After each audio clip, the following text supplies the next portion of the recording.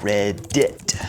FICO. How do I start this thing? All right. All right, let's talk credit. Credit score, credit history. What affects it? How do they come up with that stupid little number? What all goes into it? And what do we look at as mortgage lenders? Because your credit score, if you didn't know, ranges from 350 to 850. Is that even right? I don't even know. Damn, it goes to 300 to 850. Okay. So your credit score can range anywhere from low as 300 all the way to 850. What do we look at? Because one of the biggest questions I get, I pull someone's credit, they're like, hey. That's like 60 points less than what my little app said. First of all, if you're using Credit Karma, stop it. Stop it right now. Credit Karma's garbage. It's not your real credit score. It's not even close to what your real credit score is. I've seen that thing be over 100 points difference in some cases because they don't use a regular scoring model, which is the FICO scoring model. What does FICO stand for? Nobody cares. It's stupid. No, it literally stands for Fair Isaac Corporation. They're the people that came up with it. So it doesn't matter what FICO stands for. It's stupid. You need to know about it because the FICO score is the one we look at as mortgage lenders, specifically the FICO 8. When we pull credit, I don't just pull it from one of the credit bureaus. There's actually 3 credit bureaus that we look at: Experian, Equifax, and TransUnion. Pull all 3 of those. We've used the middle of those 3 to determine your mortgage score, your credit score for the mortgage. The loan that you're trying to get approved for is based off that middle score. And if there's more than one of you, like, so let's say it's you and a cosigner, whoever's is lower is the one that we use. So I hear this one a lot. I make really good money, but my credit sucks. My spouse doesn't make as much money, but they have great credit. Can we use their awesome credit and my good income? No. If you're both going to be on the loan, we have to use the lower of the 2. That's why they're called a significant other. Sign if I can't. I saw somebody post that. Stupid. But I like it. But that's the first one, is we need to find out what it is, and we're gonna use that FICO weight. So if you're using one of those little apps, most of the time they're using your standalone FICO score, which is just what most banks use, or if you're gonna apply for like a credit card or something like that, because your credit score will actually be different depending on the type of credit that you're asking for. So if you go to an auto dealership and you're buying a car, the credit score that they quote you is gonna be different than one that you may have submitted for a credit card application or a mortgage application. So depending on the type of credit you're asking for, that credit score can vary. But I want to talk about the mortgage credit score because that's the important one, right? That's why we're here, so we can get a mortgage. Well, what goes into it? I got a little graph for you. The biggest number on there, 35% of your credit score. Don't know why I said that so slow and weird. So as you can see, the biggest number, 35%, is payment history. What does that mean? Pay your shit on time. Paying it on time makes such a huge difference. That is one of the most difficult things to overcome because of how big of a pie it takes. It takes 35%. So one 30-day late payment on literally anything, like a credit card, an auto loan, anything like that, is detrimental to your credit score. It will sometimes bring it down 100 points. If the only thing you get out of this video is to make sure that you have auto pay set up on every single bill that you have so that you do not get a late payment, good. We're off to the right track. We're doing good so far. There are a lot of things you can fix with credit. Like, for example, the second biggest box, which is the 30% number, the amounts owed. That one is a little easier. If you've got some extra money, or if you're buying a house and your credit score is like a 620 and we need it to go to 640 so that you can use down payment assistance, you just need to pay a balance down on your credit card by like $500 or $1,000, that could be the difference of you getting $10,000 to $20,000 in assistance. So yeah, that one is an easy fix, and most of the time we can solve it in a few days. But payment history, that one not so much, because once you're late, that sucker's gonna stay on there for a long time. Please just make your payments on time. The rest of that stuff, honestly, I can deal with. Paying on time is one of the biggest things that you need to focus on if you're looking to purchase a home in the near future. All right, let's dive into that 30% piece of the pie a little bit more. So amounts owed. So this one is mostly talking about credit cards. This is the biggest culprit because credit cards, as you know, they give you a line. So let's say they give you a $1,000 line of credit. If you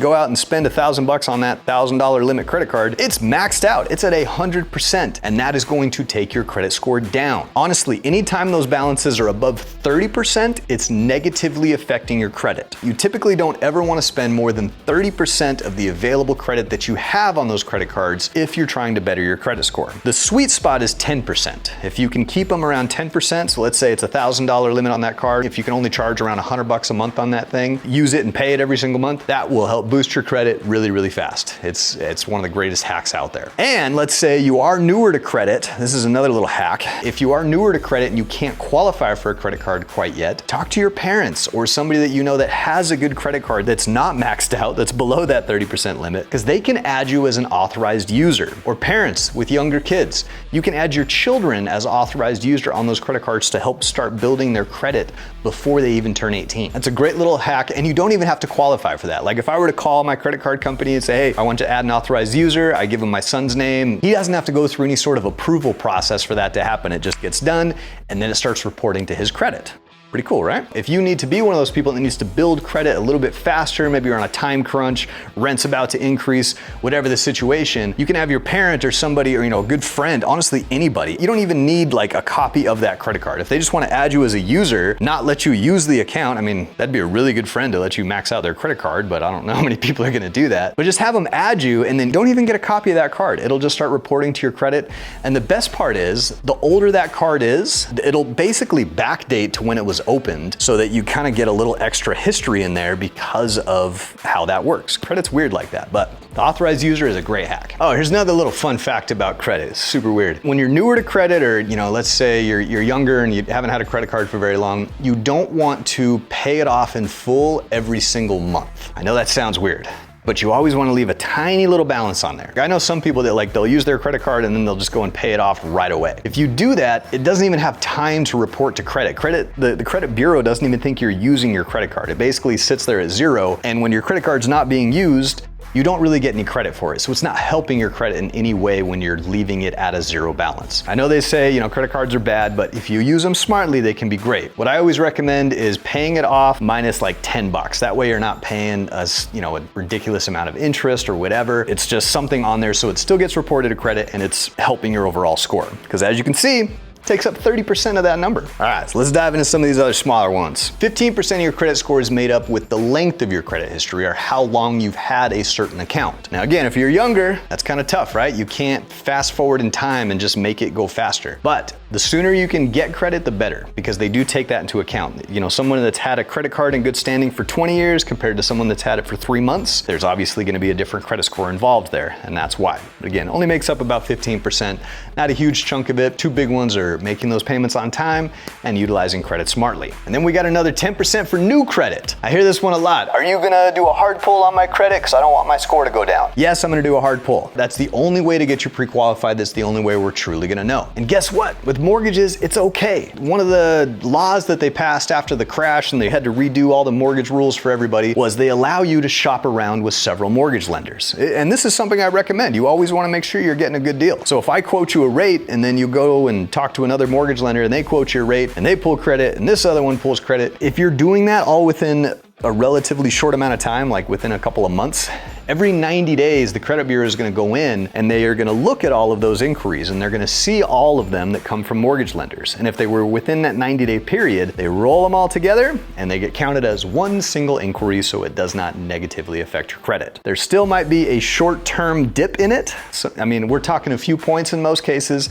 I've never seen it drop more than a few points, guys. Very, very minimal. If you're thinking it drops, it's because you're not understanding the model of how they do it. Because again, we look at that FICO 8, if you're looking at your standalone credit score on one of those little apps through like Capital One or your bank, like I said, Credit Karma, which is completely wrong. That's why it's different. It's not because of the actual inquiry itself. That only makes up 10%. You have to get real wild for that thing to start to make a dip. Like you'd have to apply for like a new credit card every single day and like a new auto loan for it to make a significant difference in your credit. Don't do that, but it's okay to check your credit. And then finally, another 10% for different types of credit. So these are what we're talking about, right? You've got your credit cards, your auto loan, maybe a student loan, maybe a store credit card, a mortgage, hopefully, which is what we're here for. That mixture of credit makes up about another 10% of your score. So the more different types you have, and again, you don't want to get crazy. You don't want like 17 credit cards and 5 auto loans and 10 mortgages. We're just talking about a good diversification based on your your situation. All right, so let's get into some credit tips,